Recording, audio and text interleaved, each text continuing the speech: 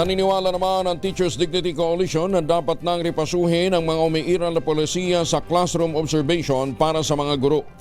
Nasunod ito ng pagkasawi ng isang public high school teacher sa Muntinlupa habang nagtuturo para sa classroom observation. Ayon kay TDC National Chairperson Benjo Masas, hindi produktibo ang gawain ito at sa katunayan ay nagbibigay lamang ito ng karagdagang stress at trabaho sa mga teacher. Ngunit paglilinaw ni Basas, hindi rin naman sila sang-ayon na tuluyan na itong alisin bilang bahagi ng performance evaluation, kundi tingnan na lamang kung paanong gagawin upang hindi ito maging pabigat para sa mga teacher. Kung kailangan i-review, ibig sabihin there is a need, no? For a policy review. So kailangan po muna na yung existing po ay i-suspend po muna natin. Ano po?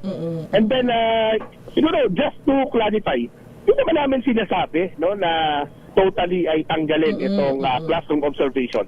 Dahil naniniwala naman kami na kailangan din naman ito. Tignan natin. Pero how it is being done, yun yung gusto namin tignan. Yun yung problema. Paano ito isinasagawa sa ating system po.